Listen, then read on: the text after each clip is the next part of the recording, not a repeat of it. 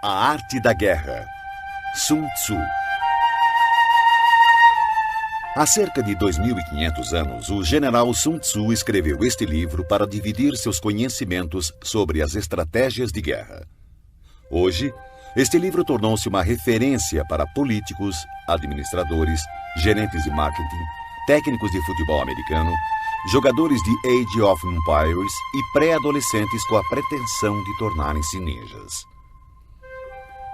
Sun Tzu era um filósofo nomeado general pelo rei Holu, da província de Wu. Disse que, sob o comando dos dois, os exércitos de Wu venceram todos os confrontos por 2 décadas. Com inteligência e argumentos muito racionais, o autor expôs a importância do planejamento e da motivação de forma quase poética. A obra Zen realça a importância da paciência mesmo em momentos como a guerra. Além da estratégia, Sun Tzu ressalta a energia como algo fundamental para a vitória. Mas essa não é uma energia cósmica ou religiosa. Nada mais é do que vontade de agir e de conseguir conquistar os objetivos.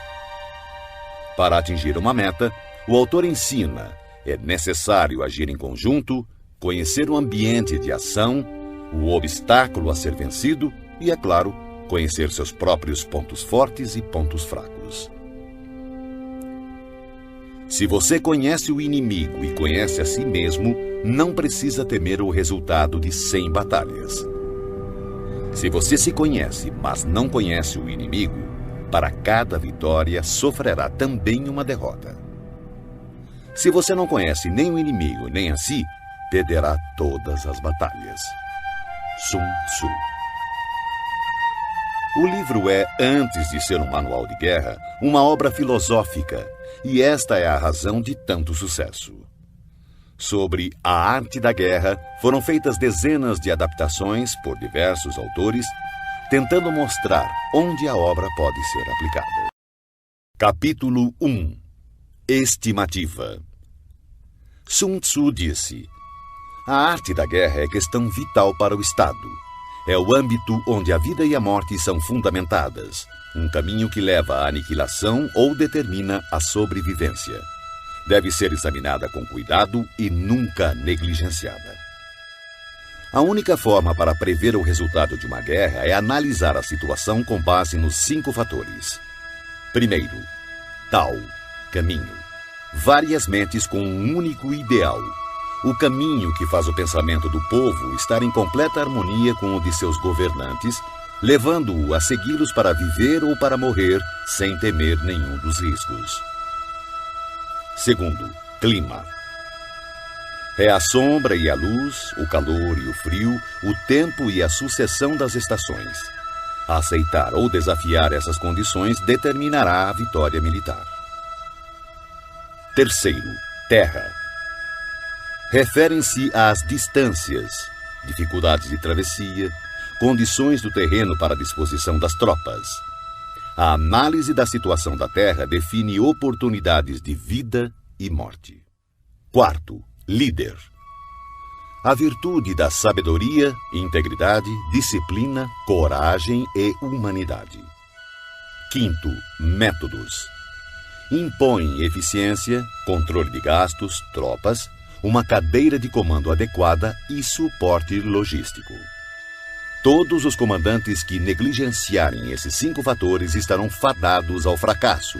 Porém, os que dominarem conquistarão a vitória. Portanto, para prever o resultado de uma guerra, é necessário comparar os 2 lados avaliando suas forças. Para tanto, devemos fazer as seguintes questões.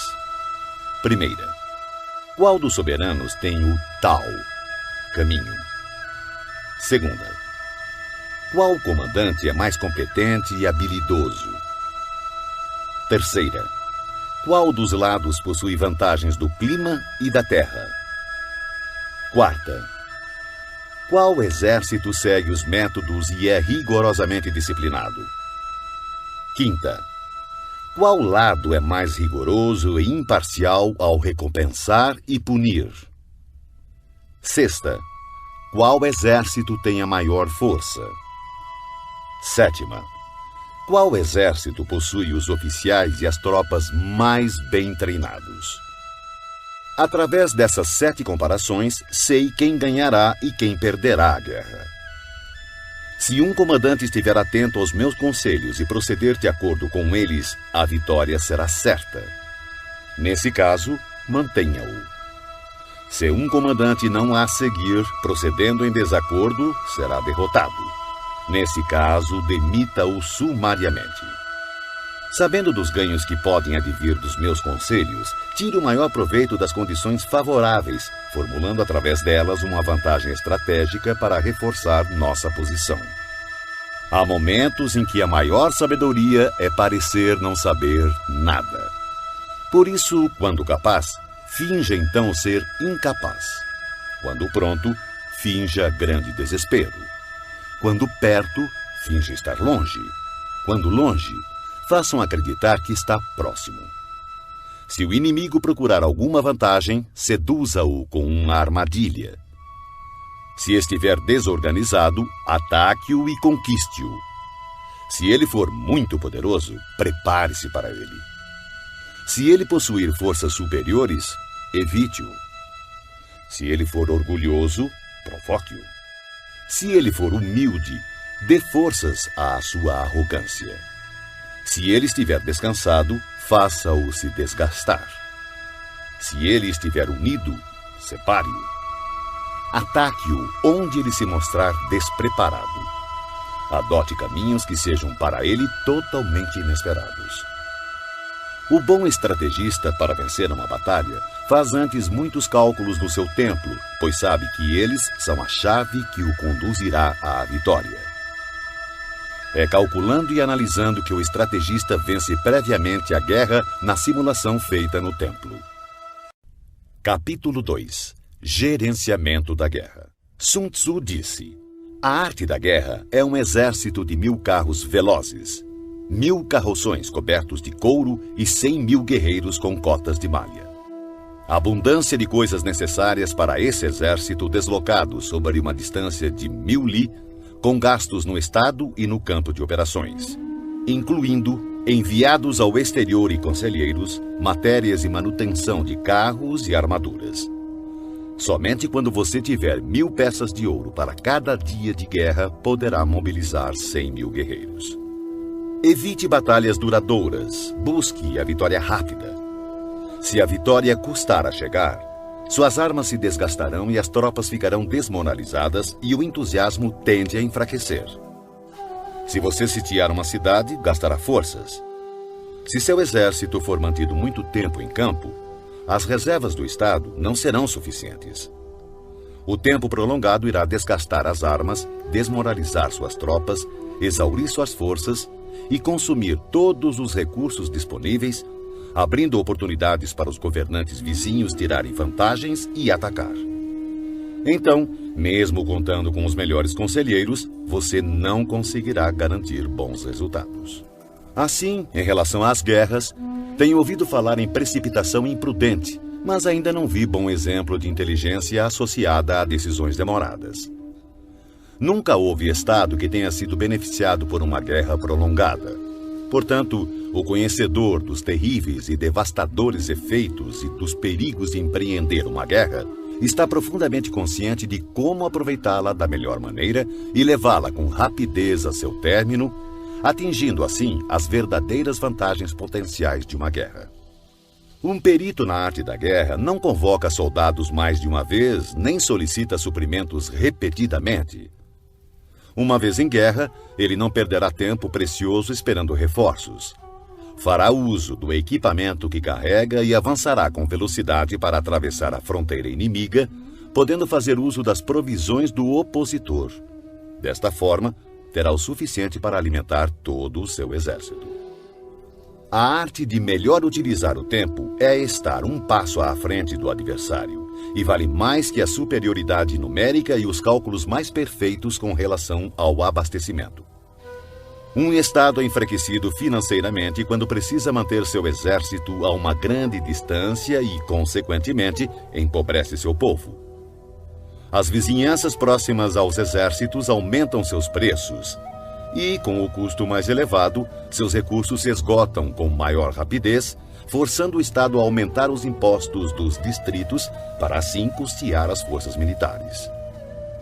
Boa parte dos recursos são utilizados no campo de batalha, acarretando dificuldades para as famílias do fronte interno, tendo como consequência lares vazios e rendas dissipadas, já que o custo para o povo poderá atingir cerca de 70% do valor de suas posses. Ao mesmo tempo, as despesas do Estado atingirão quase metade da arrecadação total em gastos com carros quebrados, cavalos abatidos, peitorais e capacetes, arcos e flechas, lanças e escudos, manteletes protetores, animais de tiro e carroças de provisões. Um comandante sábio fará o melhor para alimentar seu exército com frutos do solo inimigo. Consumir uma medida das provisões inimigas equivale a 20 das nossas. Um fardo de forragem inimigo equivale a 20 dos nossos. Na questão que envolve matar o inimigo, nossas tropas devem ser levadas à fúria. Para que fique clara a vantagem de derrotar o oponente, devem também ser recompensadas, pois tirar a riqueza do inimigo é de grande valia para a manutenção das tropas e deve ser usado como objeto de recompensa, de forma a que todos os soldados tenham um forte desejo coletivo e individual de lutar. Porque assim como o que estimula os homens a matar é a fúria, o que estimula a lucrar com o inimigo são os bens materiais. Portanto, nos combates de carros em que forem capturados mais de 10 carros do inimigo, recompense os que capturaram o primeiro deles e substitua bandeiras e estandartes inimigos pelos seus, e então misture com os nossos carros. Eles devem ser usados em conjunto. Todos os soldados capturados devem ser tratados com bondade. A isso se chama aumentar as próprias forças no processo de derrotar o exército inimigo. Na guerra, capítulo 3. Estratagemas. Sun Tzu disse: na arte da guerra, a melhor opção é tomar o país inimigo intacto. Esmagar um país é apenas a segunda melhor opção. O mesmo ocorre com um exército inimigo. Mantê-lo intacto, bem como batalhão, companhia ou simples pelotão de 5 homens, é a melhor opção. Aniquilar um exército, batalhão, companhia ou simples pelotão de 5 homens é apenas a segunda melhor opção. Portanto, conquistar 100 vitórias em 100 batalhas não significa o máximo da excelência. O máximo da excelência é subjugar o exército inimigo sem chegar sequer a combater. Assim, a melhor inteligência militar é atacar as estratégias do inimigo. Em seguida, atacar suas alianças, limitando a junção de suas forças. Depois, atacar seus soldados em seu próprio campo. E a pior de todas as políticas é sitiar cidades muradas. Isso somente deve ocorrer em último caso, quando não houver outra escolha. Pois as condições básicas de combate envolvem 2 elementos preciosos: energia e tempo. Se seu comandante for incapaz de controlar sua ansiedade e enviar tropas de soldados para escalar muros, perderá 1 em cada 3, e ainda assim não tomará a cidade. Esse é o tipo de calamidade que acontece quando se tenta sitiar uma cidade murada. Existem algumas máximas que devem ser consideradas antes de pensar em sitiar cidades e ganhar batalhas. O primeiro de teus cuidados deve ser conservar os domínios do país que serves. Somente quando for imprescindível, deves usurpar o território inimigo para ampliar o de seu governante. Deves garantir primeiro a tranquilidade das cidades de teu próprio país. Perturbar as cidades inimigas deve ser a opção mais desfavorável.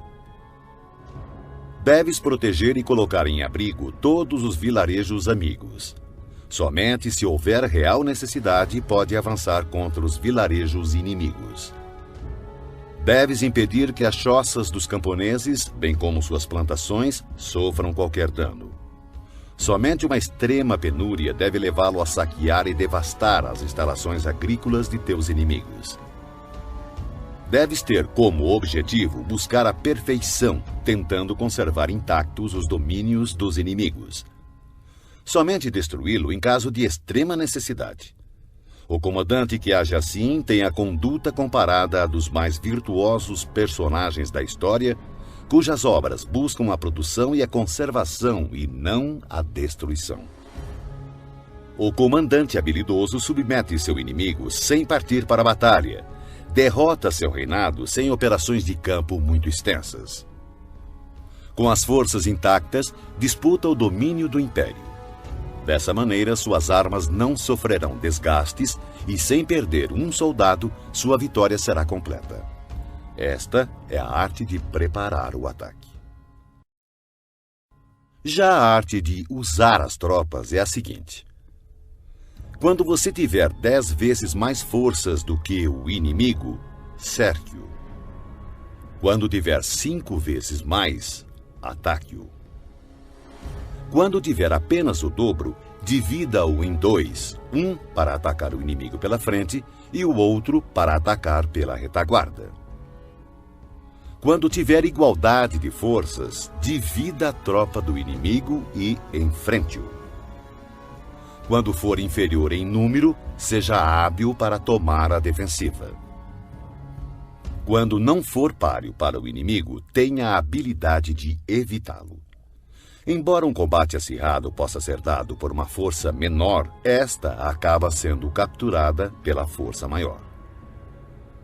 O comandante é a fundação primordial do Estado. Quando essa fundação estiver bem colocada, o Estado certamente estará forte. Quando defeituosa, o Estado certamente enfraquecerá. Existem 3 maneiras de um comandante trazer desgraça para o seu próprio exército. Primeira, ordenar um avanço ou retirada sem perceber ou se assegurar que o exército está em condições de obedecer. Chama-se isso de travar o exército. Segunda, interferir na chefia do exército, ignorando assuntos internos. Isso trará confusão aos oficiais e soldados. Terceira, permitir que as ordens que interferem na direção do exército sejam delegadas por nobres que administram o reino. Justiça e humildade são premissas com as quais se governa o Estado, mas nunca o exército. Flexibilidade e oportunismo, por outro lado, são virtudes militares e não civis. Não há pior calamidade do que ordens emanadas de um soberano sediado na corte. Tendo um comandante confundido seu exército e perdido a confiança de seus homens, as agressões dos comandantes vizinhos não tardarão. Daí a máxima: semear a desordem nas próprias fileiras é oferecer aos outros o caminho da vitória. Se um general ignorar o princípio da adaptação, não deve ser colocado em uma posição de autoridade. Um hábil empregador de homens usará o prudente, o bravo, o cobiçoso e o burro. Pois o prudente terá prazer em aplicar seu mérito. O bravo, sua coragem em ação. O cobiçoso é rápido em tirar vantagens. E o burro não teme a morte. Assim, há 5 fatores que permitem prever qual lado sairá vencedor. Primeiro, aquele que sabe quando deve ou não lutar conquistará a vitória. Segundo, aquele que compreende como lidar com a superioridade e a inferioridade numérica na disposição das tropas conquistará a vitória. Terceiro, aquele que possui superiores e subordinados unidos conquistará a vitória. Quarto, aquele que é prudente e põe em campo um exército completamente preparado contra um inimigo despreparado conquistará a vitória. Quinto, aquele que o comandante é hábil e cujos soberanos não interferem conquistará a vitória. Sun Tzu disse: aquele que... Capítulo 4. Posições táticas.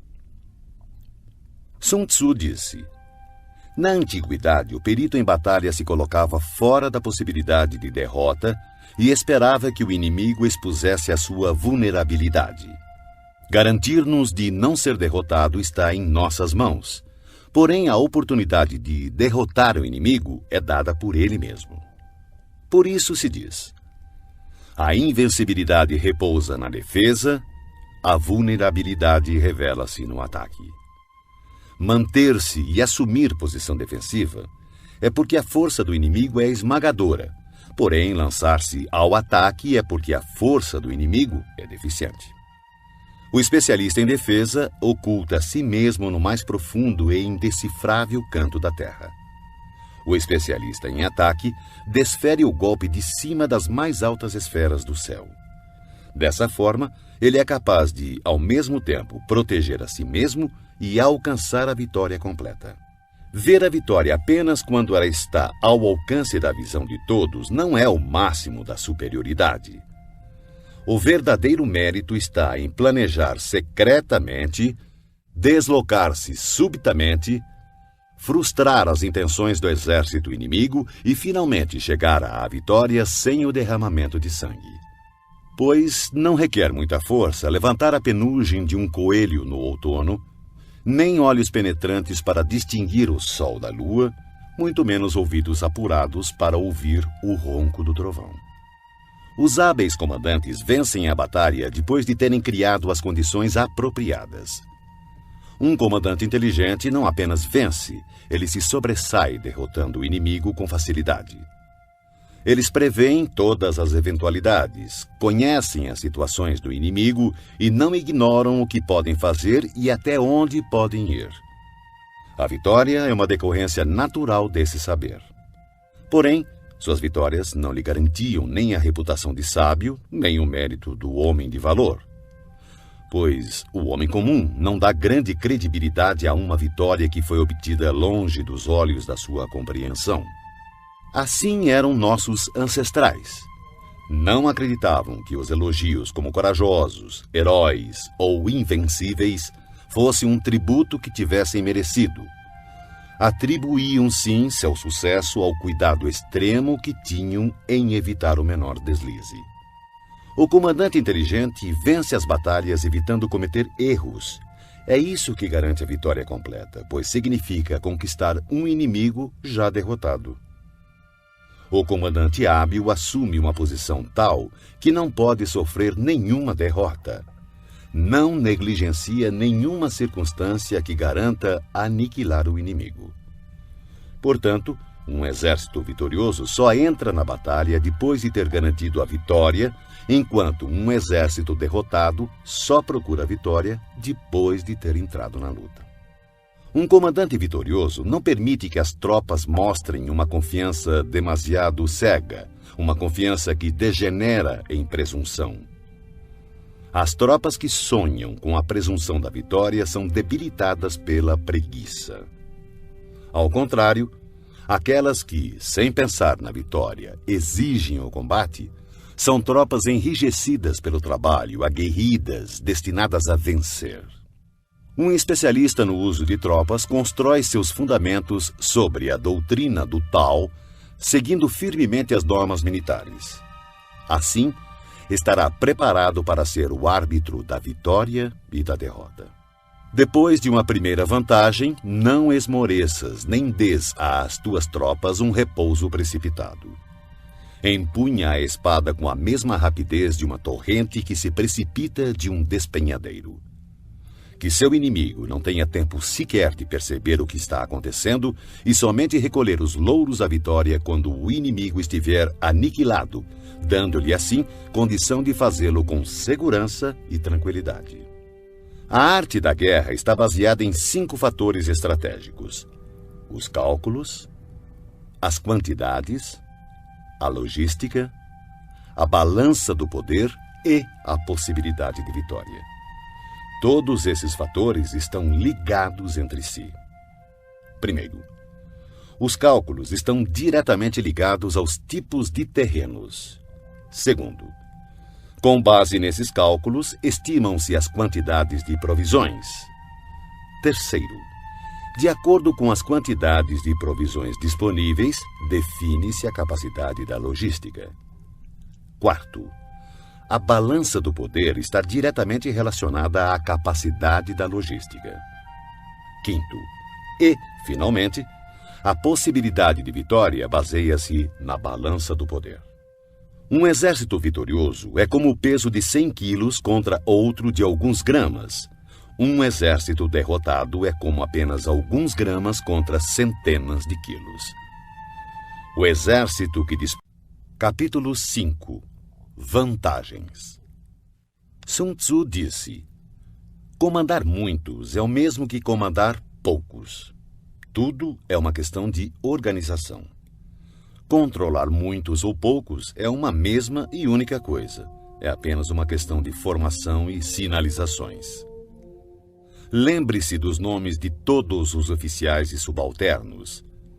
Inscreva-os num catálogo, anotando-lhes o talento e suas capacidades individuais, a fim de aproveitar o potencial de cada um. Quando surgir oportunidade, haja de tal forma que todos os que deves comandar estejam persuadidos que seu principal cuidado é preservá-los de toda desgraça. As tropas que farás avançar contra o inimigo devem ser como pedras atiradas em ovos. De ti até o inimigo não deve haver outra diferença senão a do forte ao fraco, do cheio ao vazio. São as operações chamadas diretas e indiretas que tornam um exército capaz de deter o ataque das forças inimigas e não ser derrotado. Em batalha, use geralmente operações diretas para fazer o inimigo engajar-se na luta e as operações indiretas para conquistar a vitória. Em poucas palavras, o que consiste a habilidade e a perfeição do comando das tropas é o conhecimento das luzes e das trevas, do aparente e o secreto. É nesse conhecimento hábil que habita toda a arte. Assim, o perito, ao executar o ataque indireto, assemelha-se ao céu e às terras, cujos movimentos nunca são aleatórios, são como os rios e mares inexauríveis. Assemelham-se ao sol e à lua. Eles têm tempo para aparecer e tempo para desaparecer. Como as 4 estações, ele passa, mas apenas para voltar outra vez. Não há mais que 5 notas fundamentais, mas, combinadas, produzem mais sons do que é possível ouvir. Não há mais que 5 cores primárias, mas, combinadas, produzem mais sombras e matizes do que é possível ver. Não há mais que 5 sabores, mas combinados produzem mais gostos do que é possível saborear. Da mesma forma, para ganhar vantagem estratégica na batalha, não há mais que as operações diretas e indiretas, mas suas combinações são ilimitadas, dando origem a uma infindável série de manobras. Essas forças interagem, um método sempre conduz ao outro. Assemelham-se, na prática, a uma cadeia de operações interligadas, como anéis múltiplos ou como a roda em movimento, que não se sabe onde começa e onde termina. Na arte militar, cada operação tem partes que exigem a luz do dia e outras que pedem as trevas do segredo. Não posso determiná-las de antemão, só as circunstâncias podem ditá-las. Opomos grandes blocos de pedra às corredeiras que queremos represar. Empregamos redes frágeis e miúdas para capturar pequenos pássaros. Entretanto, o caudal rompe algumas vezes seus diques após tê-los minado aos poucos. Quando uma ave de rapina se abate sobre sua vítima, partindo-a em pedaços, isso se deve à escolha do momento preciso. A qualidade da decisão é como a calculada arremetida de um falcão que lhe possibilita atacar e destruir sua vítima. Portanto, o bom combatente deve ser brutal no ataque e rápido na decisão. Embaralhada e turbulenta, a luta parece caótica. No tumulto de um combate pode parecer haver confusão, mas não é bem assim.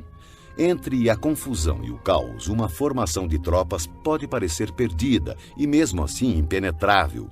Sua disposição é, na verdade, circular e não podem ser derrotadas.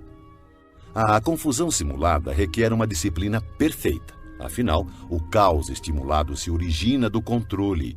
O medo fingido exige coragem. A fraqueza aparente se origina da força. Ordem e desordem é uma questão de número, de logística. Coragem e medo é uma questão de configuração estratégica do poder, vantagem estratégica. Força e fraqueza é uma questão de disposição das forças, posição estratégica. O sábio comandante possui verdadeiramente a arte de liderar aqueles que souberem e sabem potencializar sua força, que adquiriram uma autoridade ilimitada, que não se deixam abater por nenhum acontecimento, por mais desagradável que seja.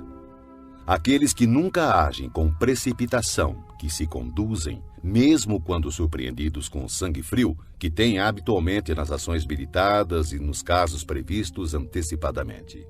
Aqueles que agem sempre com rapidez, fruto da habilidade aliada a uma longa experiência. Assim, o ímpeto de quem é hábil na arte da guerra é irrefreável e seu ataque é regulado com precisão.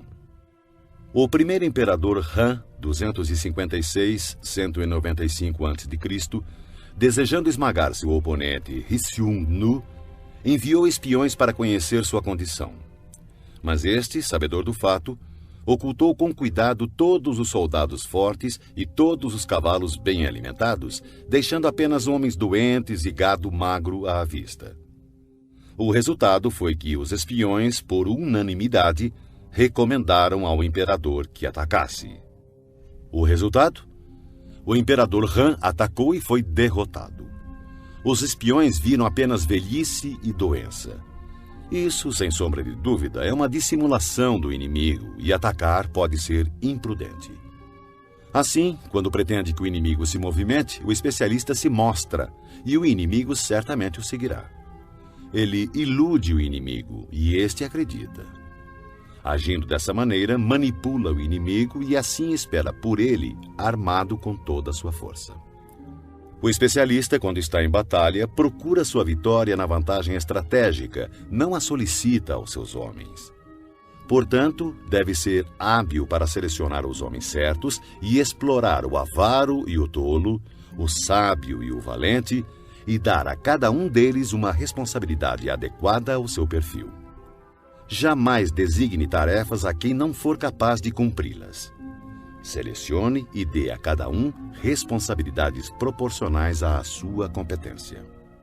Em 341 a.C., o estado Xi, em guerra com o Wei, enviou o general Sun, que disse: "O estado Xi tem a reputação de covarde, e por esse motivo nosso adversário nos despreza. Vamos virar essa circunstância a nosso favor." Consequentemente, quando o exército atravessou a fronteira do território Wei, Sun ordenou que fossem acesas 100.000 fogueiras na primeira noite, 50.000 na segunda e apenas 20.000 na terceira. O general do exército Wei, Pang Xuan, ordenou o ataque de maneira vigorosa, pensando: "Eu sabia que os soldados de Sun eram covardes. Seu número já caiu menos da metade." Na sua retirada, Sun chegou a um estreito desfiladeiro que, calculou ele, seria atacado pelos perseguidores depois do anoitecer. Lá, chegando, tirou a casca de uma árvore e escreveu: "Sob esta árvore, Pang Xuan morrerá." Então, quando começou a anoitecer, colocou um grupo de poderosos arqueiros emboscados nos arredores, com uma ordem de atirar diretamente se vissem uma luz. Mais tarde, Pang Xuan chegou ao local e, vendo a árvore, acendeu uma luz para ler o que estava escrito. Seu corpo imediatamente foi crivado por uma saraivada de flechas e todo o seu exército foi preso na confusão. Quem explora a vantagem estratégica envia seus homens para a batalha como se fossem troncos e pedras. A pedra e a madeira não têm movimento próprio. Uma vez que, em repouso, não mexem por si mesmos, mas seguem o movimento recebido. Se forem quadrados, mantêm-se em repouso. Se forem redondos, rolam até... Capítulo 6. Pontos fortes e pontos fracos. Sun Tzu disse: "Para conseguir que a força de seu exército seja semelhante à de uma pedra de moinho chocando-se contra um ovo, utilize a ciência dos pontos fracos e pontos fortes. Em geral, o exército que primeiro ocupa o campo de batalha para esperar o inimigo estará descansado para o combate. Aquele que chega mais tarde e se precipita para entrar na batalha estará exausto. Assim, o perito em batalhas move o inimigo em vez de ser movido por ele. Para conseguir atrair o inimigo espontaneamente, ofereça-lhe alguma vantagem. Se desejar impedi-lo, é questão de obstruí-lo. Um grande general não é arrastado ao combate, ao contrário, sabe impô-lo ao inimigo. Dessa forma, se o inimigo estiver descansando, fustigue-o. Se estiver bem abastecido de provisões, faça-o ficar faminto. Se acampado silenciosamente, force-o a mover-se atacando em posições que o inimigo deva apressar-se para defender. Marche com velocidade para lugares onde não for esperado. Um exército pode marchar por grandes distâncias sem correr riscos se o fizer por territórios onde não existe presença do inimigo. Atacar com confiança e alcançar os objetivos significa atacar aquilo que o inimigo não está esperando. Do mesmo modo, defender-se com confiança e garantir a segurança de suas posições significa defender onde o inimigo não poderá atacar. Assim, contra o especialista em ataque, o inimigo não saberá onde se defender. Contra o perito em defesa, o inimigo não saberá onde atacar. Aquele que for capaz de atacar das maiores alturas dos céus repentinamente, surpreendendo o inimigo, tornará impossível sua defesa. Assim, os lugares a serem atacados são exatamente os que o inimigo não pode defender. Aquele que for especialista em esconderijos de defesa torna impossível para o inimigo saber seu paradeiro. Assim, os lugares que ele dominar serão exatamente os que o inimigo não poderá atacar. O comandante habilidoso deve lançar mão da arte da sutileza e do sigilo, aprender a ser invisível e inaudível.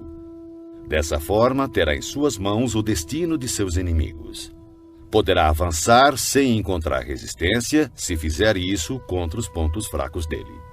E recuar se colocando a salvo da perseguição se seus movimentos forem mais rápidos do que de seus adversários. Portanto, se pretendemos nos lançar na batalha, nosso inimigo não terá escolha a não ser nos enfrentar, mesmo que esteja abrigado em altas trincheiras ou fossos profundos, porque atacaremos uma posição que ele precisará defender. Do contrário, se quisermos evitar o confronto, o inimigo não poderá nos obrigar a lutar, pois podemos evitar que ele venha ao nosso encontro. Mesmo que as marcas de nosso acampamento estejam esboçadas no chão, precisamos apenas atirar coisas estranhas e inexplicáveis em seu caminho para confundi-lo.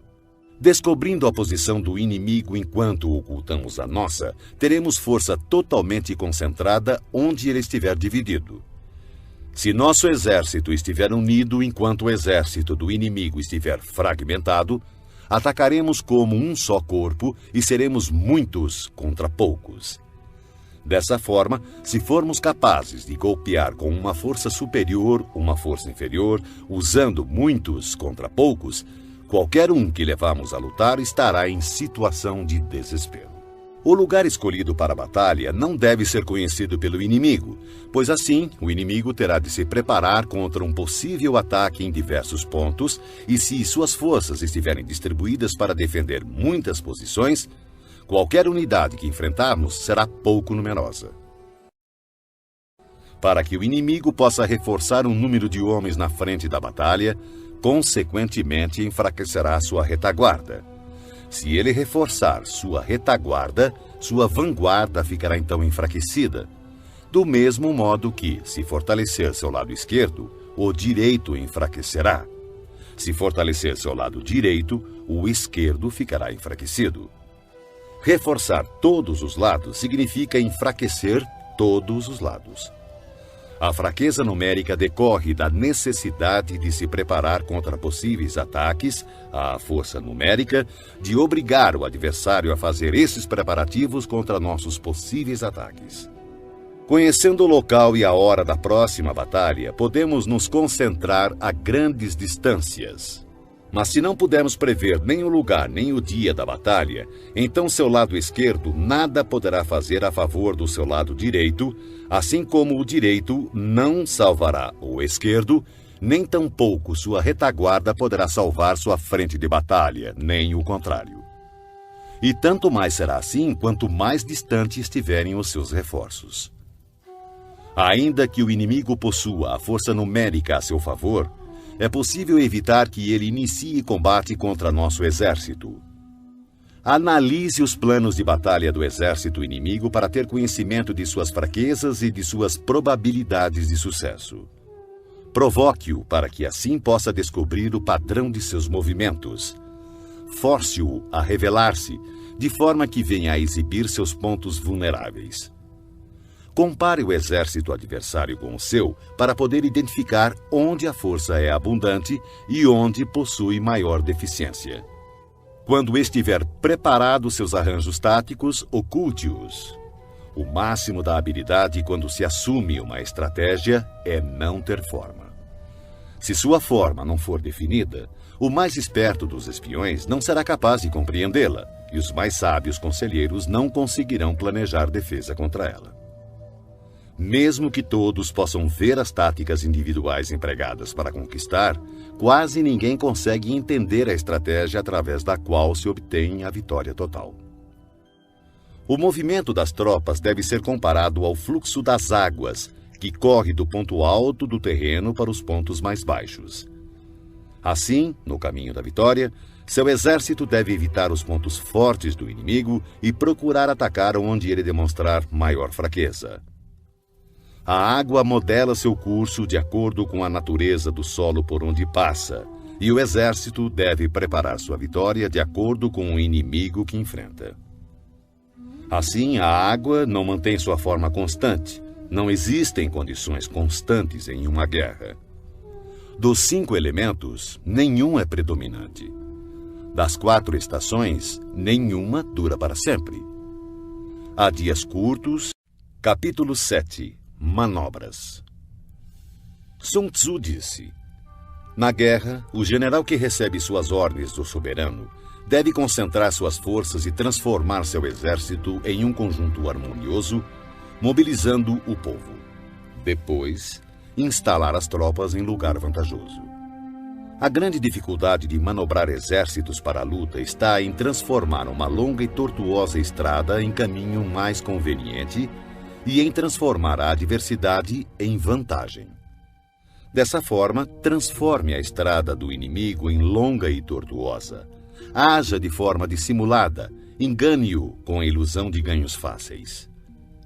Isso equivale a compreender a estratégia de transformar o inconveniente em correto.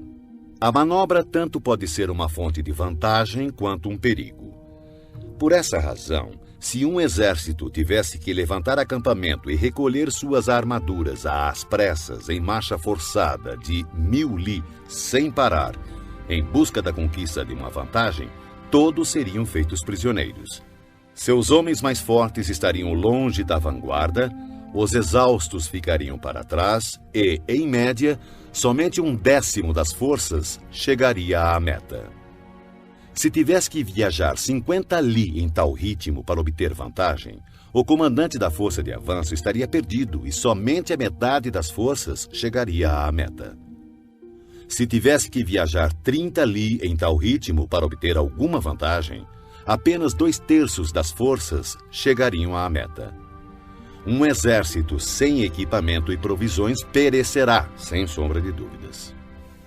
Somente mantenha alianças com os estados vizinhos depois de conhecer a fundo as intenções dos seus soberanos. E a menos que conheça a configuração de um terreno, suas montanhas, pântanos, florestas e acidentes naturais, você não deve colocar seus exércitos neles, a não ser que utilize guias locais para obter alguma vantagem. Pratique a dissimulação, recorra a manobras enganosas.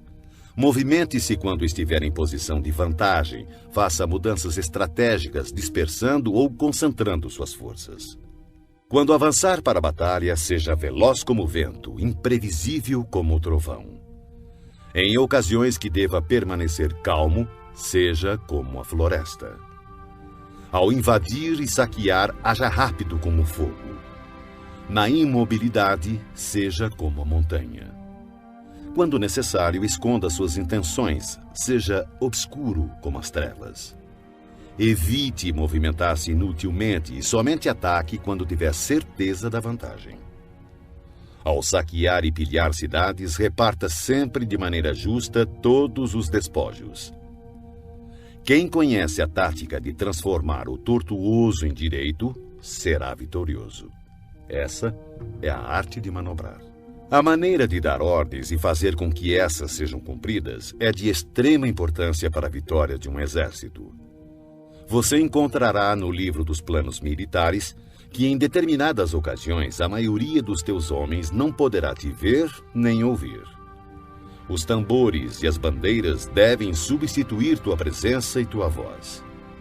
Assim, em combate noturno, faça uso dos tambores, e durante o dia use as bandeiras e estandartes. Desta forma, suas tropas serão um único corpo, impedindo que teus soldados corajosos avancem sozinhos e os covardes recuem. Essa é a arte de manobrar grandes massas. Pode-se desmoralizar um exército inteiro e seu comandante ser levado a perder o ânimo. Na manhã da guerra, a moral do inimigo está elevada. Ao meio-dia, começa a enfraquecer, e à noite sua mente está voltada para o retorno ao acampamento. Por isso, o comandante sábio evita um inimigo com a moral em alta e ataca-o quando moroso e inclinado a retornar. Essa é a arte de administrar humores. Disciplinado, o bom comandante usa sua própria ordem para esperar pela desordem do inimigo, usa sua calma para esperar por seu clamor. Essa é a arte de conservar o autodomínio. Se perceberes que o inimigo está animado e descansado, espera que o entusiasmo arrefeça e ele se vergue sob o peso do cansaço. Então, usa suas tropas descansadas e bem alimentadas. Essa é a arte de administrar a força. Não inicies um combate quando o inimigo apresenta disposições perfeitas de suas bandeiras e estandartes. Não lance o ataque sobre o exército inimigo ordenado e disciplinado em suas formações. Essa é a arte de controlar as condições mutáveis. Portanto, não ataque o inimigo que ocupar o terreno alto, nem aquele que tiver uma colina às costas. Não persiga um inimigo que finge recuar. Não obstrua um inimigo que volta para casa. Capítulo 8. Contingências. Sun Tzu disse: uma vez dada pelo soberano a ordem de mobilizar a população para a guerra, cabe ao comandante reunir o exército e organizar as tropas. Seguindo ao encontro do exército inimigo, deve-se evitar acampar em locais difíceis e em locais de boas estradas deve-se buscar aliados. Não perder tempo em locais isolados, ter planos de contingência quando em posições propícias a emboscadas e avançar contra o inimigo em terreno do qual não haja saída, são táticas precisas para a garantia de uma boa batalha. Há estradas que não devem ser percorridas, exércitos que não devem ser atacados, cidades que não devem ser assaltadas, terras que não devem ser contestadas e ordens do governo que não devem ser obedecidas.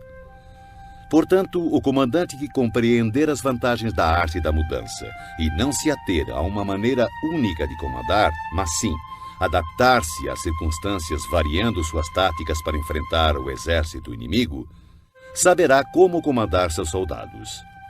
Ao contrário, se seus métodos de comando forem flexíveis e suas decisões forem tomadas de forma mecânica, ele não é digno de comandar seus soldados, e por mais que esteja familiarizado com o território, não será capaz de pôr em prática seus conhecimentos e tirar o máximo de seus homens.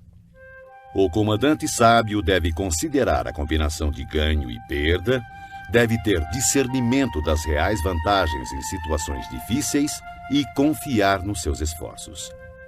Se for capaz de perceber as vantagens prováveis, as dificuldades poderão ser resolvidas.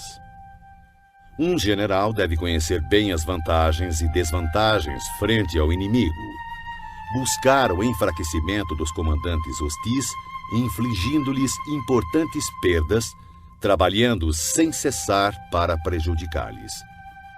Poderá fazê-lo de diferentes formas, corrompendo seus melhores homens, introduzindo traidores em seu meio, fornecendo motivos de cólera uns contra os outros, fazendo com que saiam quando conviria que ficassem acampados e permaneçam tranquilos quando esperam ser atacados. A arte da guerra nos ensina a não contar com a possibilidade do inimigo não vir, e sim estar preparado para ele. Não depender do inimigo não atacar, mas depender principalmente de estar em uma posição invulnerável. Há 5 defeitos perigosos que podem afetar um general. São erros que podem derrotar a prudência e a bravura de um comandante. Primeiro, se ele tiver um temerário descaso pela vida. Um general que se expõe sem necessidade, que parece buscar os perigos da morte, é um homem precipitado. Segundo, se ele tiver um cuidado excessivo em conservar a própria vida e por esse motivo não ousa e sim dá mostras de covardia, poderá ser facilmente capturado. Terceiro, se tiver temperamento volúvel. Um general que perde facilmente o controle e se deixa levar pela cólera será ludibriado pelo inimigo através de provocações e cairá em emboscadas sem perceber. Se for suscetível à honra, um general não deve se ofender de forma intempestiva. Por querer reparar a honra por qualquer insulto, poderá perdê-la. Quinto, se conservar uma compaixão excessiva por seus soldados. Um general deve punir seus soldados com severidade quando necessário, ministrar castigo e trabalho com discernimento, ou poderá ser facilmente desrespeitado. Esses 5 perigosos traços demonstram falhas graves de um comandante e devem ser cuidadosamente evitados, pois são, sem dúvida, os motivos que levam à derrota de um exército e à morte de seu comandante.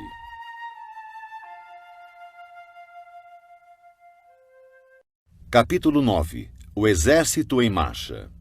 Sun Tzu disse: antes de movimentar suas tropas, se informe da posição de seu inimigo. Quando fizer seu exército marchar, atravesse rapidamente as montanhas e fique nas proximidades dos vales. Acampe sempre em terreno alto e em local ensolarado. Quando travar combate em colinas, não suba ao topo para alcançar o inimigo. Sempre que for necessário atravessar um rio, afaste-se rapidamente da margem e jamais o atravesse em presença do inimigo.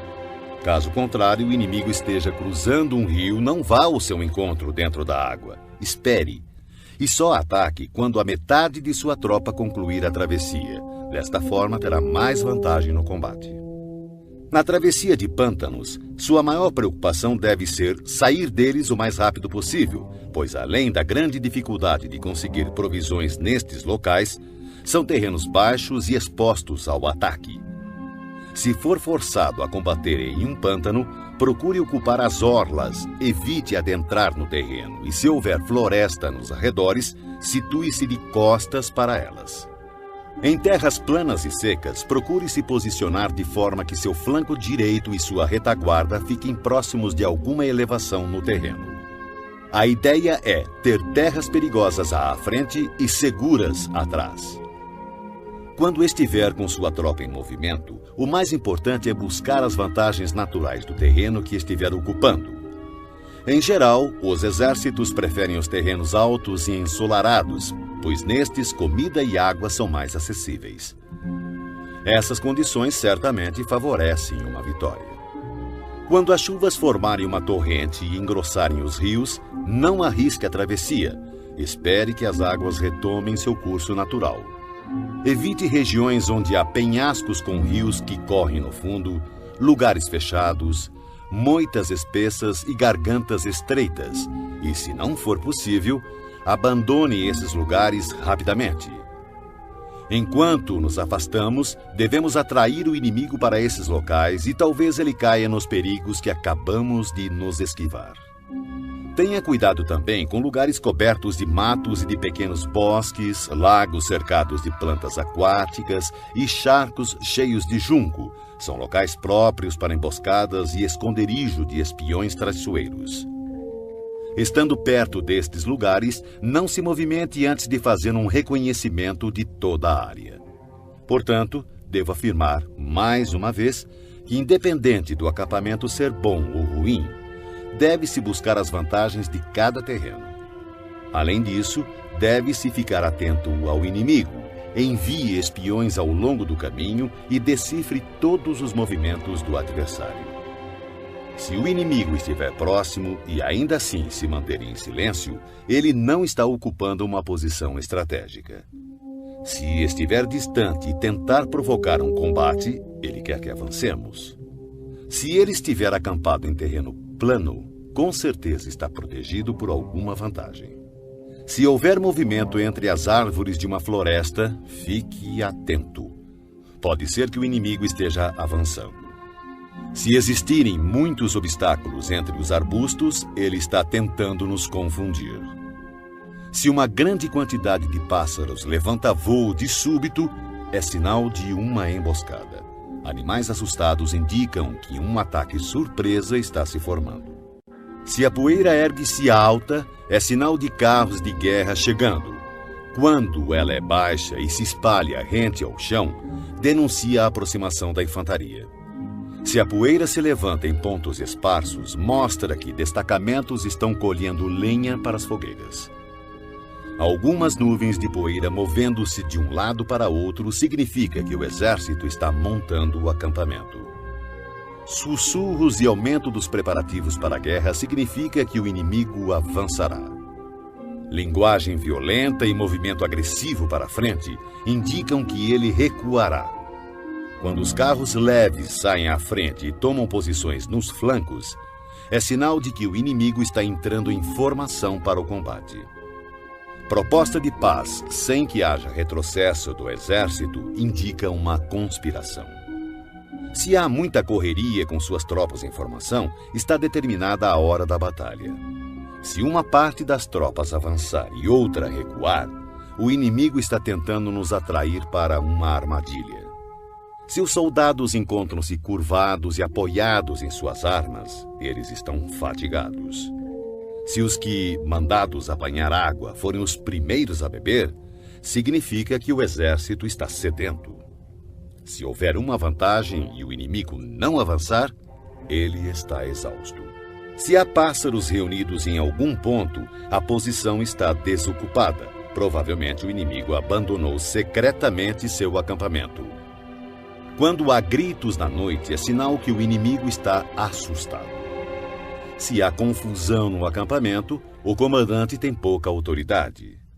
Se suas bandeiras e estandartes mudam constantemente de lugar, o inimigo está em desordem.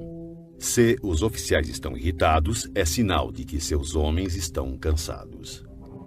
Quando o inimigo alimenta seus cavalos com cereais e mata seu gado para comer, quando seus homens não se preocupam em pendurar suas canecas de água e demonstram que não querem voltar às tendas, certamente estão desesperados e determinados a lutar até a morte.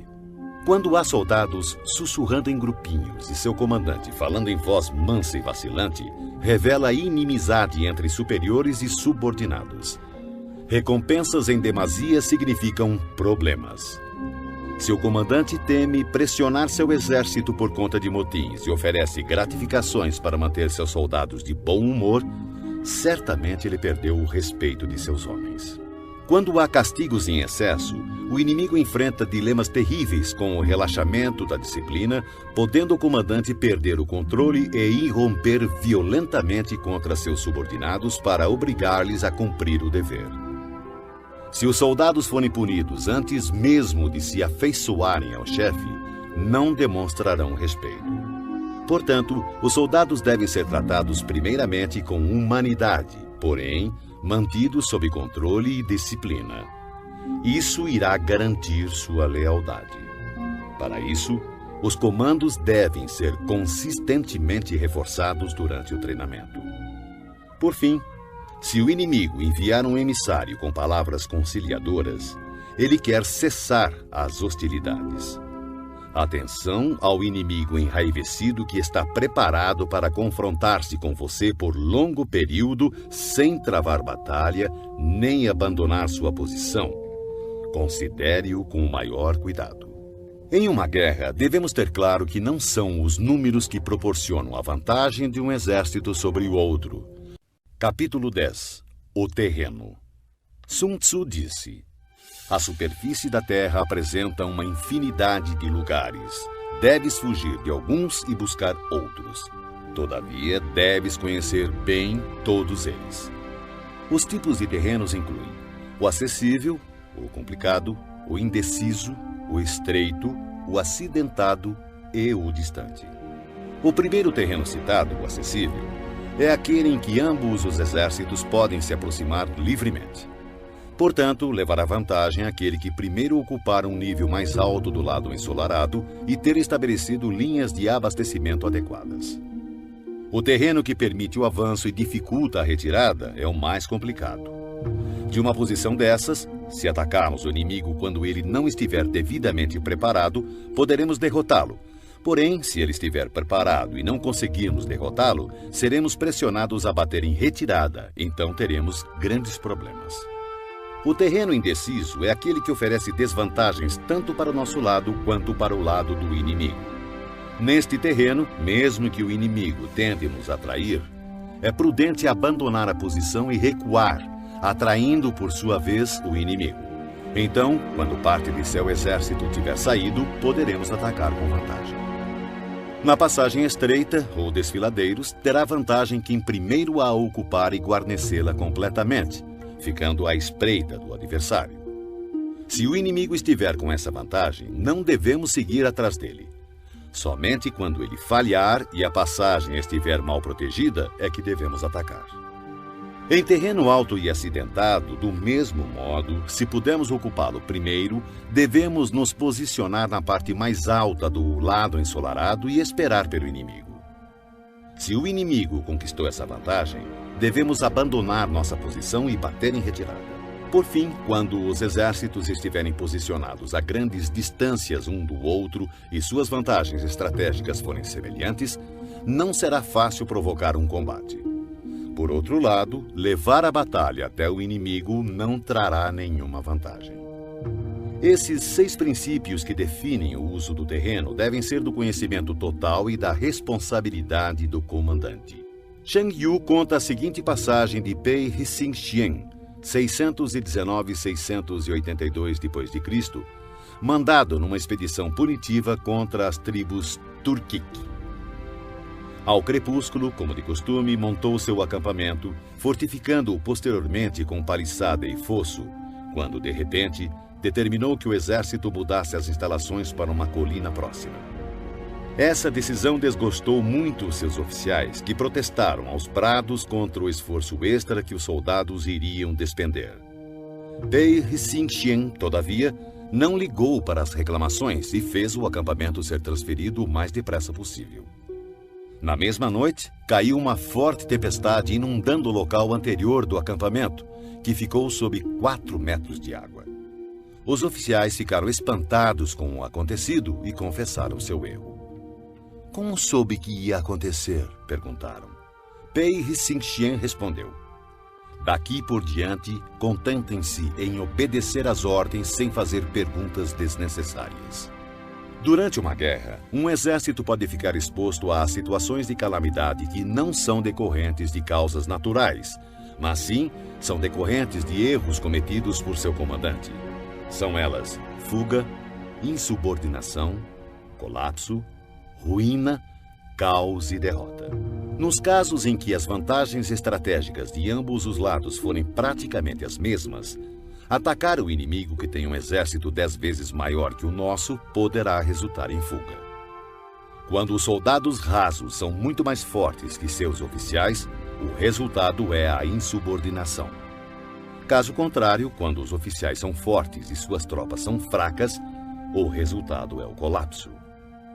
Se os oficiais dos batalhões forem insubordinados e tiverem o temperamento volúvel, sendo facilmente dominados pela ira e, por conta disso, levados a manobras não autorizadas de modo que o comandante não tenha conhecimento da força de suas próprias fileiras, o resultado será a ruína.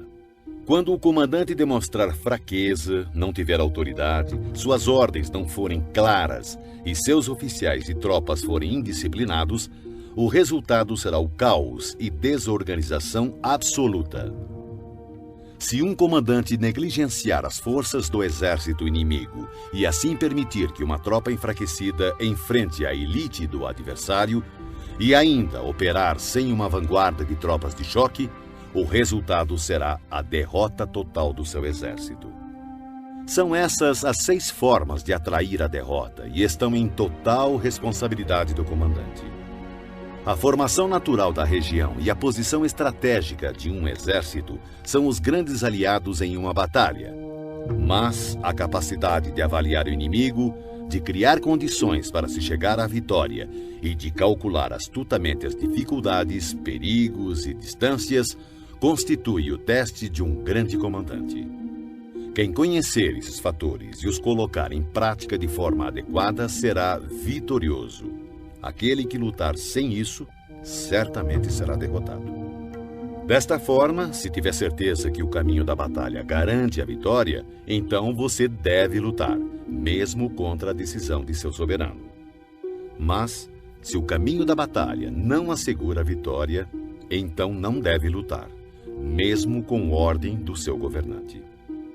O comandante que segue para a guerra sem ter como prioridade fama pessoal e recua sem temer o descrédito, aquele cuja preocupação for proteger seu povo e prestar um bom serviço ao seu soberano, é um tesouro nacional. Se o comandante trata seus soldados como se fossem seus filhos, por recompensa eles o seguirão até os vales mais profundos e o defenderão com a própria morte. Porém, se o comandante for generoso, mas incapaz de fazer valer sua autoridade, seus soldados serão como crianças mimadas e ficarão inúteis. Se soubermos que nossas tropas estão prontas para atacar, mas ignorarmos que o inimigo não está vulnerável, chegaremos apenas a meio caminho da vitória. Saber que o inimigo está vulnerável, mas ignorar se nossas tropas podem atacar para vencer, reduzem à metade nossas chances de vitória. Saber que o inimigo está vulnerável e que nossas tropas estão prontas para atacar e vencer, e ainda assim ignorarmos que o terreno não nos favorece, novamente reduz nossas chances de vitória. Portanto, quando o soldado experiente se mover, nunca ficará desorientado e quando partir para a ação, não encontrará limites. Por isso se diz: se você conhece o inimigo e a si mesmo, a vitória não estará em risco. Se você conhece o terreno e as condições naturais, a vitória poderá ser completa. Sun Tzu disse: a arte da guerra reconhece 9 situações de acordo com a variação dos terrenos. O dispersivo, o fácil, o controverso, o aberto, o de estradas cruzadas, o terreno crítico, o difícil, o vulnerável a emboscadas e o mortífero. Quando um comandante está lutando perto de suas próprias fronteiras, este é um terreno dispersivo, porque estando os soldados perto de suas casas e ansiosos para reverem suas famílias, ficam esperando a primeira oportunidade dada por um combate para espalharem-se por todos os lados. Quando as tropas penetrarem apenas um pouco no território do inimigo, chamamos de terreno fácil, porque, embora terreno hostil, não está a grande distância e será fácil retroceder na primeira oportunidade.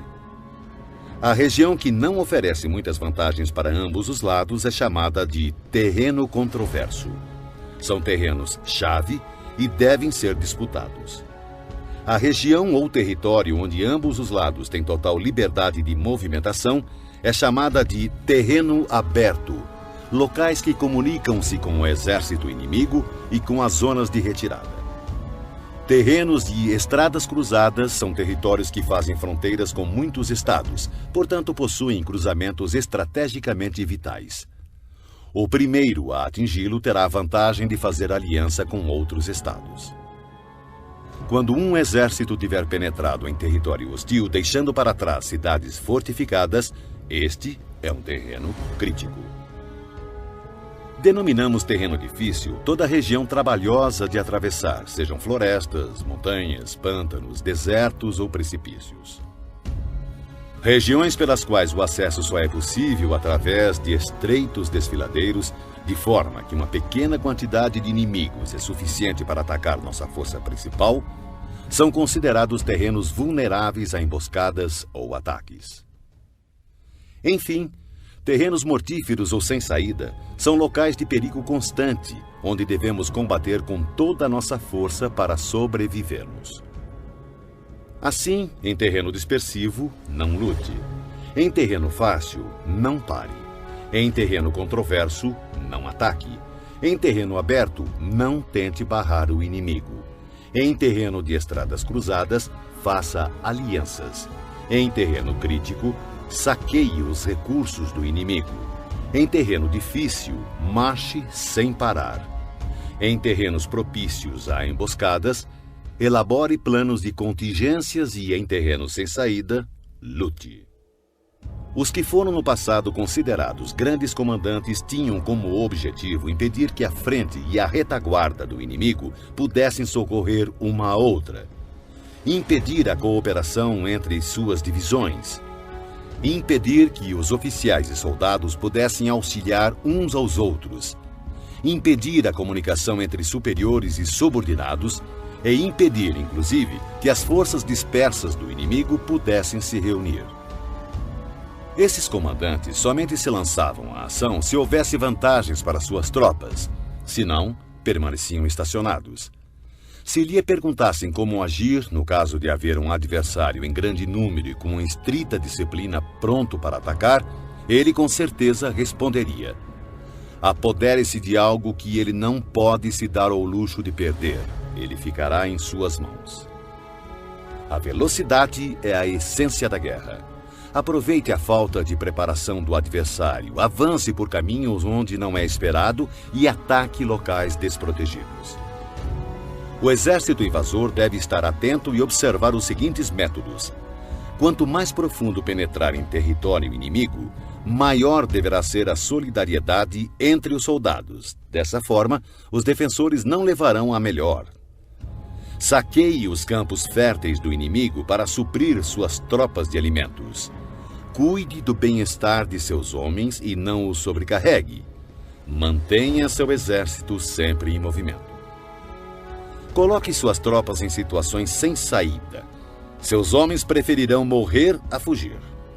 Uma vez lutando desta forma, darão o máximo de si e não terão medo, mesmo se caírem no mais desesperado cerco.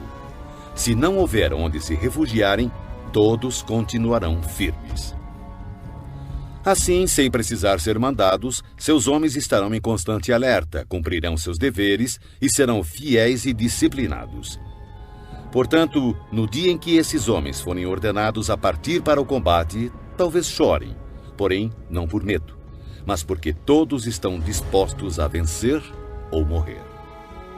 Em 73 d.C., quando Pan Shao chegou a Shang Quang, rei do país, recebeu-o a princípio com grande polidez e respeito. Mas, logo após, seu comportamento sofreu uma mudança súbita e ele tornou-se descuidado e indiferente. Pan Shao comentou com seus oficiais: repararam que os modos educados de Quang sumiram? Só pode significar que chegaram mensagens dos bárbaros do norte e que Quang ficou indeciso, sem saber de que lado se põe. Certamente é esse o motivo. O homem inteligente pode perceber as coisas antes delas acontecerem. Chamou imediatamente um dos nativos que fora posto ao seu serviço e preparou-lhe uma armadilha. O homem acabou revelando tudo. Pan Shao convocou uma reunião geral de seus oficiais e começou bebendo com eles. Quando o vinho lhes havia subido ligeiramente à cabeça, testou mantê-los mais excitados, falando-lhes assim: senhores, estamos no interior de uma região isolada, ansiosos por obter riquezas e glórias através de uma grande proeza. Ora, Acontece que um embaixador do Ryushun-nu chegou a este reino há apenas alguns dias, e o resultado foi que o trato respeitoso que nos foi dado pelo nosso anfitrião real desapareceu. Se esse enviado dominá-lo, tomar nossa força e levar-nos para Ryushun-nu, nossos ossos serão pasto dos lobos do deserto. Que faremos? Unanimemente, os oficiais responderam: diante do perigo de vida que corremos, seguiremos nosso comandante vivos ou mortos. Não se alcança sucesso nas batalhas a menos que os soldados tenham sagacidade e objetivos em comum e, mais importante ainda, espírito de cooperação. A causa primária pela qual deve-se conduzir um exército é estabelecer um padrão unificado de coragem. Assim, o bom comandante conduz suas tropas como se conduzisse um homem pela mão. Dessa forma, essa pessoa não pode deixar de seguir. Um grande comandante deve ser calado, assegurando o sigilo. Deve ser justo e honesto, mantendo a ordem. Deve manter o povo na ignorância quanto aos seus planos. Alterando seus planos, ele mantém o inimigo no escuro. Mudando seu acampamento, evita que o inimigo preveja seu objetivo. No momento crítico, age como se, após subir uma grande altura, joga-se a escada fora, leva seu exército para o interior do território inimigo. Ao invadir um terreno hostil, a regra geral é que penetrar profundamente no território do exército inimigo dá coesão. E se a invasão for superficial, mais facilmente seus homens se dispersarão. Quando sair de seu próprio terreno e levar suas tropas além de suas fronteiras, você estará em terreno isolado. Quando estiver vulnerável por todos os lados, você estará em um terreno de estradas cruzadas. Quando à sua frente houver um estreito desfiladeiro, você estará em um território propício a emboscadas. Quando estiver sem saída, você estará em um terreno mortífero. Portanto, em terreno disperso, deve unir suas tropas. Em terreno fácil, mantenha ligações estreitas entre as tropas. Em terreno competitivo, deve-se acelerar a marcha. Em terreno aberto, dê mais atenção à defesa. Em cruzamento, reforce as alianças. Em terreno crítico, mantenha uma linha permanente de abastecimento. Em terreno difícil, continue sempre avançando. Em terreno vulnerável, bloqueie as passagens de acesso. E, finalmente, em terreno mortífero, lute até a morte. Antes de firmar aliança com estados vizinhos, procure conhecer as intenções de seus soberanos. E somente disponha seu exército nessas terras com o auxílio de um guia local, pois é preciso estar familiarizado com a geografia do local, a fim de transformar empecilhos naturais em vantagens estratégicas. A seguir, fatores que não devem ser ignorados por um exército digno de um rei. Ofereça recompensas grandiosas, dê ordens extraordinárias e você comandará o exército inteiro como se fosse um único homem. Dê tarefas às tropas, mas não revele suas reais intenções. Coloque-os frente a frente com o perigo, mas não revele as vantagens. Coloque suas tropas em situações de vida ou morte, em terrenos sem saída. Só assim continuarão vivos. Somente quando se encontram em real perigo, os homens aprendem a transformar derrota em vitória. O sucesso da guerra está em estudar cuidadosamente as intenções do inimigo. Se ele mostra inclinação para avançar, atraia-o. Se deseja recuar, deixe que ele leve adiante sua intenção. No dia em que for feita a declaração de guerra, bloqueie todas as passagens, destrua os registros oficiais e proíba qualquer contato com emissários do inimigo. Reveja todos os seus planos com urgência e rigor e finalize sua estratégia. Se o inimigo mostrar alguma vulnerabilidade, avance sobre ele. Conquiste algo que seja de grande importância para seu adversário e não permita que ele saiba qual será o momento de seu ataque. Siga a estratégia determinada, mas procure se adaptar aos movimentos do exército inimigo para garantir o resultado da batalha. A princípio, procure exibir a timidez de uma modesta e humilde donzela, e então o inimigo abrirá suas portas. Depois, imite a velocidade de uma lebre apressada, e será tarde demais para que o exército inimigo possa mostrar alguma reação ou oposição.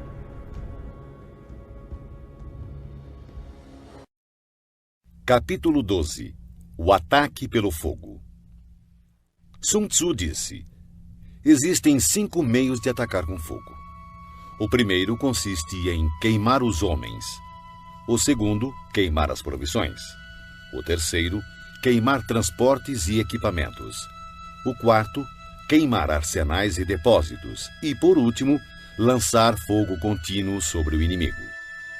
Para iniciar um ataque com fogo, deve-se manter sempre preparado um material inflamável e aguardar que o tempo e as circunstâncias estejam favoráveis.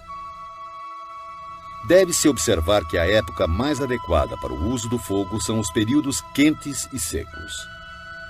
Há ainda os dias mais propícios para o alastramento das chamas, são aqueles em que a lua estiver passando pelas constelações da cesta dos ventos, do muro, das asas e da plataforma do carro, pois estas constelações determinam dias ventosos. No ataque com fogo, deve-se estar preparado para variar a maneira de agir de acordo com as mudanças de situação, que podem ser 5. Primeira, quando o fogo invadir o acampamento do inimigo, deve-se esperar uma reação imediata. No entanto, se as tropas inimigas permanecerem em silêncio mesmo com o lavrar do fogo, contenha seu ímpeto e não ataque. Segunda, se logo após ateares fogo observar que as chamas ganham altura e, se puder atravessá-las, ataque e não dê ao inimigo a chance de apagá-las. Se não puder atravessar as chamas, permaneça onde está. Terceira, se for possível iniciar um ataque com fogo estando fora do campo inimigo, não entre em suas fronteiras, mas assegure-se de atacar no momento mais adequado. Quarta, considere sempre a direção do vento, atacando em seu favor. Jamais ataque contra o vento, ou vai sofrer tanto quanto o inimigo. Quinta, se o vento soprou continuamente durante todo o dia, certamente ele cessará ao anoitecer.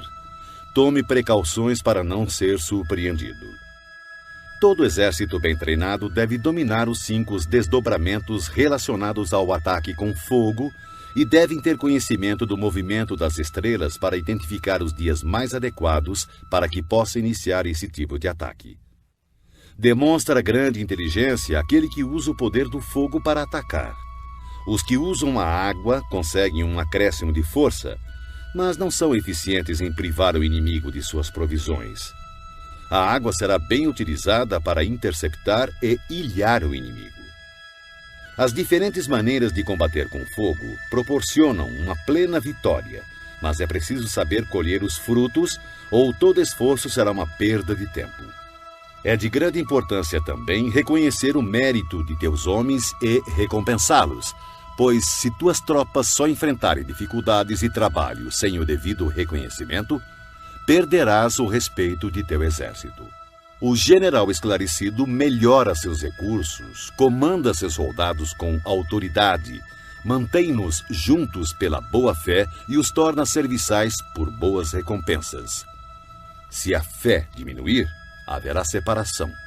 Se as recompensas forem deficientes, as ordens serão desrespeitadas. Em batalhas, quaisquer que sejam os resultados, o gosto sempre será amargo, mesmo para os vencedores. Portanto, a guerra deve ser a última solução e só deve ser travada quando não existir outra saída. Um soberano jamais deve decidir pela guerra se estiver dominado pelo ódio ou vingança. Um bom comandante não deve mobilizar suas tropas se tiver o coração tomado pelos mesmos sentimentos. Ambos devem aguardar dias mais serenos para ponderar, pois uma pessoa em crise pode recuperar seu bom humor, assim como uma pessoa no calor da paixão pode encontrar novamente equilíbrio. Não marche a não ser que veja alguma vantagem. Não use suas tropas a menos que haja alguma coisa a ser ganha. Não lute, a menos que a posição seja crítica, pois o que jamais poderá ser recuperado totalmente é um estado devastado pela guerra, nem tampouco ressuscitar seus mortos. Capítulo 13. Os espiões. Sun Tzu disse: constituir um exército de 100.000 homens e percorrer com ele longas distâncias gera grandes perdas ao povo e custa muito para os cofres públicos. Podemos estimar cerca de 1.000 peças de ouro por dia. Isso acarretará distúrbios internos e externos, homens cairão exaustos nas estradas e cerca de 700.000 famílias terão dificuldades de manter seus trabalhos nos campos. Uma guerra pode durar anos. A vitória é decidida em um único dia. Portanto, continuar na ignorância a respeito da condição do inimigo para poupar quantias em dinheiro é um ato extremo de desumanidade. Não lamente o dinheiro empregado para corromper traidores e obter informações do campo inimigo. O que possibilita ao soberano inteligente e seu comandante conquistar o inimigo e realizar façanhas fora do comum é a previsão, conhecimento que só pode ser adquirido através de homens que estejam a par de toda a movimentação do inimigo. Por isso, deve-se manter espiões por toda parte e informar-se de tudo. Existem 5 tipos de espiões que podem ser usados: espiões locais, agentes internos, agentes duplos, espiões dispensáveis e espiões indispensáveis. Quando os 5 tipos de espiões estão ativos e ninguém pode descobrir o sistema secreto, chama-se a isso teia imperceptível. Primeiro, espiões locais são os próprios habitantes do país inimigo quando colocados a nosso serviço. Segundo, agentes internos em geral são funcionários do inimigo, homens ofendidos por ocuparem posições subalternas, concubinas gananciosas por ouro, pessoas volúveis que estão sempre em cima do muro. Para lidar com este tipo de espião é necessária muita cautela. Terceiro, espiões duplos são espiões do inimigo que trazemos para o nosso lado através de suborno e promessas liberais. Nós os induzimos a fornecer informações falsas ao inimigo e, ao mesmo tempo, espionar seus compatriotas. Quarto, espiões dispensáveis são nossos próprios agentes a quem damos propositalmente informações falsas a nosso respeito, a fim de que, quando forem capturados ou nos traírem, passem informações erradas, fazendo então com que nossos inimigos tomem medidas inadequadas. Esses espiões certamente serão mortos por fornecerem informações falsas. Quinto, e, finalmente, os espiões indispensáveis ou sobreviventes. São aqueles que voltam do campo do inimigo com informações. Esse tipo de espião deve sempre fazer parte de seu exército. Em geral, são homens fortes, ágeis, dotados de grande sagacidade e acostumados a toda espécie de trabalho sujo. Assim, o comandante deve manter sempre uma relação de proximidade com os espiões, deve recompensá-los regiamente, e os assuntos referentes a estes homens devem ser mantidos em absoluto sigilo. Somente um governante sagaz e intuitivo é capaz de empregar espiões. Só o comandante humano e justo é capaz de fazê-los trabalhar, e sem uma sutil e engenhosa habilidade mental não se pode ter certeza da autenticidade de seus relatórios. Quando um assunto secreto de espionagem é divulgado prematuramente, o espião deve ser morto, juntamente com aqueles que tenham tomado conhecimento da informação. De maneira geral, se o objetivo for esmagar um exército, sitiar uma cidade ou assassinar alguém, é necessário obter a identidade do comandante das tropas de defesa, seus ajudantes e conselheiros, os guardas encarregados dos portões e as sentinelas. Nossos agentes devem ser empregados para assegurar essas informações. É de extrema importância localizar as pessoas enviadas como espiões pelo inimigo. Se cuidarmos delas com generosos subornos, podemos empregá-las como agentes duplos e, através destes, poderemos recrutar espiões locais e agentes internos. Além disso, é a partir do trabalho dos agentes duplos que saberemos quais falsas informações devemos passar aos espiões dispensáveis para que transmitam ao inimigo. E com base no que obtivermos dessas mesmas fontes, poderemos completar as missões dos agentes indispensáveis. Desta forma, os espiões duplos devem ser tratados com a maior generosidade, pois eles são a chave de todo o serviço de espionagem. Os espiões são peças de fundamental importância em uma guerra, porque a capacidade de movimentação eficiente de um exército depende do serviço secreto destes agentes. Portanto, o soberano esclarecido e o comandante hábil, por serem capazes de atrair pessoas de extrema inteligência para se tornarem seus espiões, estarão destinados a grandes conquistas.